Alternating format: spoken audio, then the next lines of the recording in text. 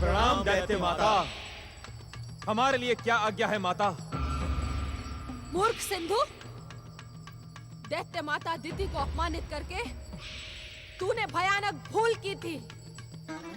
अब तीनों तारक पुत्रों के प्रहार से संसार की कोई भी शक्ति तेरी रक्षा नहीं कर पाएगी। दुष्ट अदिति के पुत्र सूर्य से प्राप्त अमृत भी तुझे नहीं बचा पाएगा। जिस रहस्य को मैं बहुत दिनों से जानना चाहता था, आज मैं उसे जान ही गया।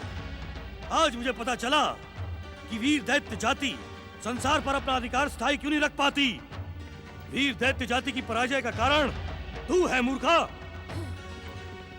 अपनी मृत्यु सामने देखकर भी तू मुझ पर आरोप लगा रहा है दुष्ट। मेरी इच्छा मात्र से ही तेरी मृत्यु इतनी भयानक हो जाएगी कि तेरे कुल में जन्म लेने वाली 21 पीढ़ियां दैत्य माता दिति के नाम से थर थर कांपने लगेंगी।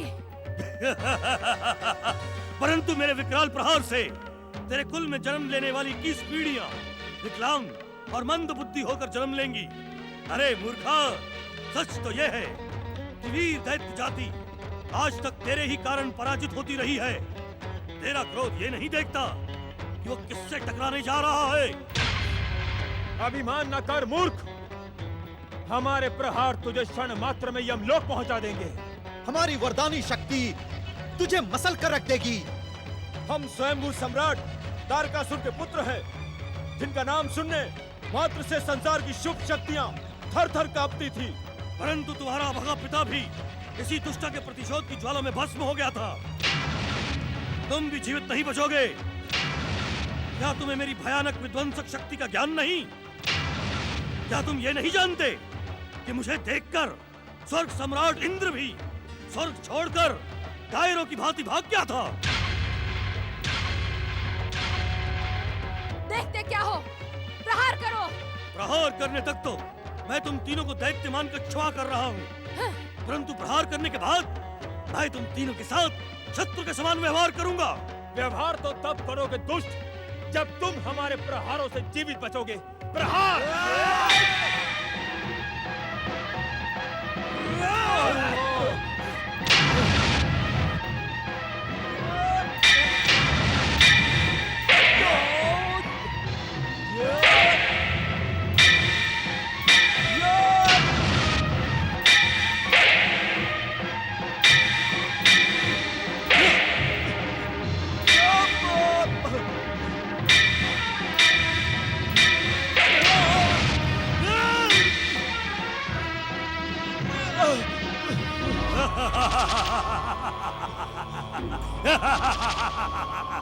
मेरे दूत को लज्जित ना करो तारक पुत्रों।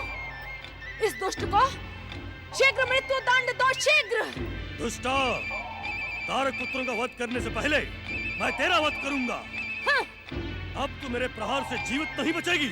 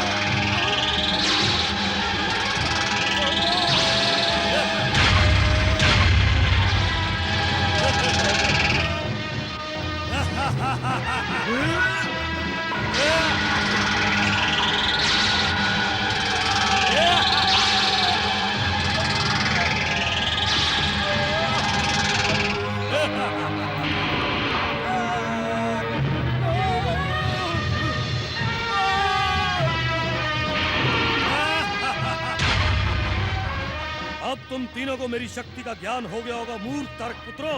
यदि तुम मेरे हाथों मरना नहीं चाहते तो इसी समय अपनी भूल और मूर्खता की क्षमा मांगो, अन्यथा मैं तुम्हें इसी समय यमलोक पहुंचा दूंगा। अपनी कायरता का परिचय ना दो तारक पुत्रों। पराजित होने से तो मर जाना ही उचित होता है। तुम तीनों मिलकर इस दुष्ट को समाप्त कर सकते हो। अपने वरदानी प्रहारों से इस दुष्ट का शरीर छलनी छलनी कर दो।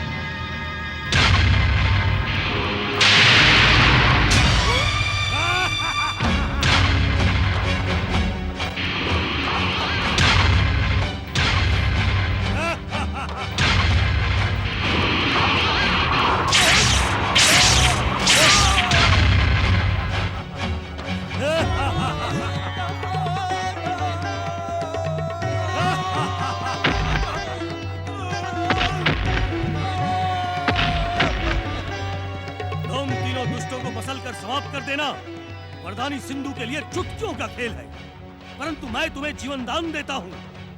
मुझे चुनौती देने के अपराधी तुम तीनों नहीं, ये दुष्टा दिति है। सिंधु, तू दैत्य माता दिति के प्रतिशोध को नहीं जानता। मेरा क्रोध तुझे अधिक समय तक स्वर्ग में नहीं रहने देगा। तेरा क्रोध जन्मे उससे पहले मैं तुझे यमलोक भेज देता हूँ।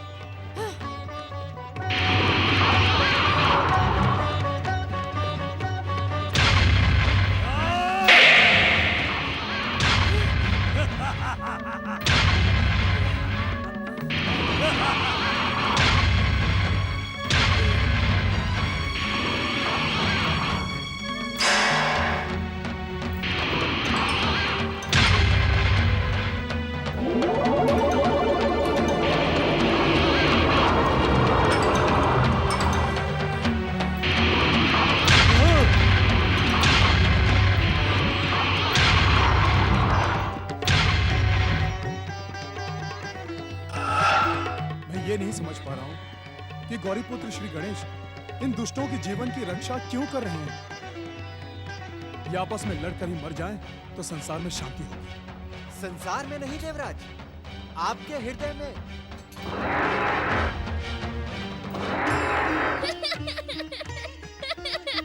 नारायण नारायण, आप धन्य हैं गौरीपुत्र, आप धन्य हैं। देवर्षि, क्या आप भी दैत्यों की शक्ति परीक्षण का खेल देख रहे थे? देख तो अवश्य रहा था मंगल मूर्ति, किंतु मैं समझ नहीं पाया कि आपने सिंधु के घातक प्रहारों से दिति की क्यों रक्षा की। आपने ही तीनों तारक पुत्रों को सिंधु के हाथों मरने नहीं दिया। इसके पीछे रहस्य क्या है मंगल मूर्ति? रहस्य को तो आप जानते ही हैं देवर्षि। नारायण नारायण प्रभु, जानता होता तो पूछता ही क्यों? क्योंकि प्रश्न पूछना तो आपका स्वभाव है। क्या आप ये नहीं जानते कि हम दैत्य माता दिति की रक्षा करने के लिए ही कश्यप आश्रम में प्रकट हुए थे? फिर हम अपने सामने उन्हें मरने कैसे देते? नारायण नारायण। जहाँ तक तारक पुत्रों का प्रश्न है, तो ब्रह्मा जी के वरदान के अनुसार उन तीनों का वध तो भगवान शिव के हाथों ही होना है। तो सिंधु उन्हें कैसे मार सकता था? एक बात और। ओम महागणेशाय नमः। नारायण नारायण।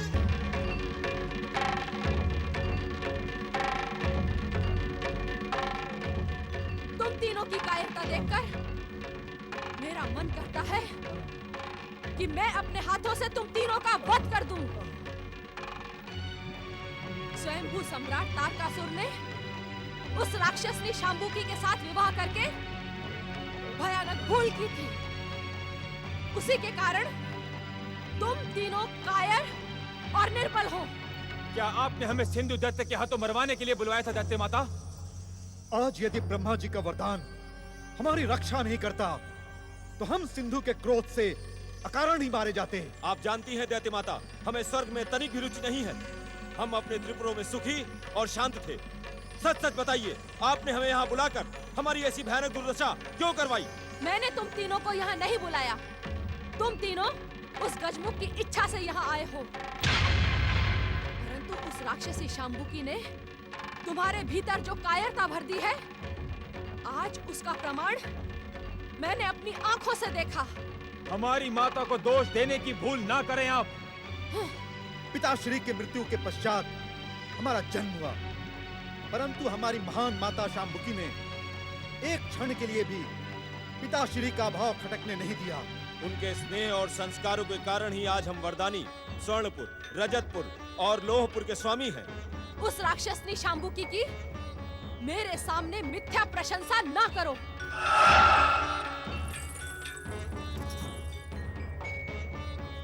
दैत्य माता दीति, अमरता का वरदान प्राप्त सिंधु के हाथों आप मेरे पुत्रों को आहत करवाकर कोई पुराना प्रतिशोध लेना चाहती हैं? तेरा और मेरा प्रतिशोध तो उसी दिन प्रारंभ हो गया था जब तू स्वयंभू सम्राट तारकासुर की पत्नी बनी थी। तू तो तारक की पत्नी बनने के योग्य ही नहीं थी। दुष्ट शुक्राचार्य ने षड्यंत्र करवा के तेरा और तारक का विवाह करवा दिया। आप भूल कर रही हैं दैत्य माता। मेरा विवाह दैत्य गुरु शुक्राचार्य ने नहीं, अपितु आपने स्वयं निश्चित किया था। तब मैं शुक्राचार्य का खेल पहचान नहीं पाई थी। उसने दुष्ट दैत्यों के साथ साठगांठ करके मुझे भ्रमित किया। तेरे ही कारण दैत्य जाति के सौभाग्य पर कलंक का टीका लग गया। मुझे लांछित करने की भूल ना करें आप। तुझे लांछित करने की भूल तो विधाता ने की है। विवाह के कुछ सालों के बाद ही तेरा दुर्भाग्य तेरे स्वामी को निगल गया। इससे अधिक कलंक तेरे लिए और क्या हो सकता है? दैत्य माता, दैत्य माता, दैत्य माता, दैत्य माता, दैत्य माता, अपनी वाणी पर अंकुश लगाएं, अन्यथा मेरा क्रोध ये भूल जाएगा कि आप स्वयंभू सम्राट तारकासुर की पितामही हैं। शाम्बुकी, सावधान दैत्य माता, सावधान, सावधान।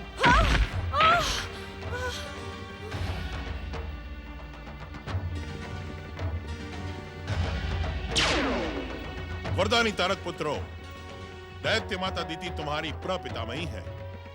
स्वयं गौरी पुत्र श्री गणेश ने इनकी सिंधु दैत्य के घातक प्रहारों से रक्षा की है। अब क्या तुम उन्हें मार देना चाहते हो? इसका जीवित रहना उचित नहीं है दैत्य गुरु। इसके कारण वीर दैत्य जाति पर संकट के बादल मंडराते रहते हैं। देखें दैत्य गुरु, देखें ये दुष्टा अचेत पड़ी कितनी भली लग रही है। ऐसा प्रतीत होता है जैसे कि ये बेसुध नहीं अपितु मृत पड़ी है। वो दिन दैत्य जाति के लिए कितना सुखद होगा जिस दिन इसकी मृत्यु होगी। अपनी वाणी पर अंकुश लगाओ पुत्रों। दैत्य माता दीति दैत्य जाति में सबसे अधिक आदर और सम्मान के अधिकारी हैं। माता, कुछ देर पहले तो आप स्वयं ही। वरदानी तारकाक्ष, दैत्य स्त्रियों का स्वभाव जन्म से ही कला प्रिय होता है, परंतु तुम तीनों इस महापाप से बचो। इनकी हत्या के महापाप से तुम्हारी वरदानी शक्ति नष्ट हो जाएगी। ये आप क्या कह रहे हैं दैत्य गुरु? पुत्रों, दैत्य गुरु का कथन सत्य का प्रमाण है। वरदानी तारक पुत्रों, यदि अपना कल्याण चाहते हो तो दैत्य माता दीति को अपने साथ अपने त्रिपुरों में ले जाओ। नहीं दैत्य गुरु, नहीं। इन्हें अपने साथ रखने का अर्थ दुर्भाग्य को आमंत्रित करना है। यदि ये तारक पुत्रों के साथ गई तो हमारे जीवन का सुख और चैन समाप्त हो जाएगा। परंतु माता, कोई भी निर्णय लेने से पहले इतना अवश्य सोच लें कि दैत्य माता ने सिंधु दैत्य को चुनौती दी है और वो इनसे प्रतिशोध लेने अवश्य आएगा। दैत्य माता की जीवन रक्षा के लिए इनका हमारे साथ जाना उचित है माता श्री। यदि सिंधु ने इनके जीवन को हानि पहुंचाई तो हम स्वयं को क्षमा नहीं कर पाएंगे। वरदानी तारक पुत्रों का कथन उचित और न्याय सम्मत है शाम्बुकी। अब विलंब न करो, इन्हें शीघ्र ही अपने साथ ले जाओ। यदि इनकी सुध लौट आई तो ये कदापि तुम्हारे साथ नहीं आएंगी। माता, ऐसी स्थिति में इन्हें ले जाना ही उचित होगा। आप हमें आज्ञा दे माता। स्वामी की पितामही को मैं इस प्रकार यहाँ नहीं छोड़ सकती।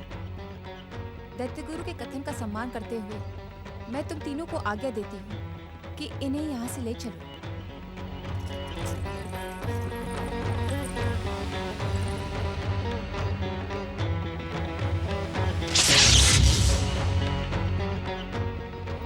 महादेव, आप सदा दैत्य जाति पर कृपा करते हैं।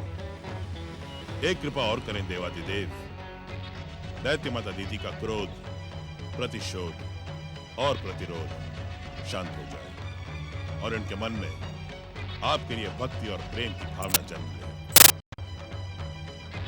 ओम नमः शिवाय।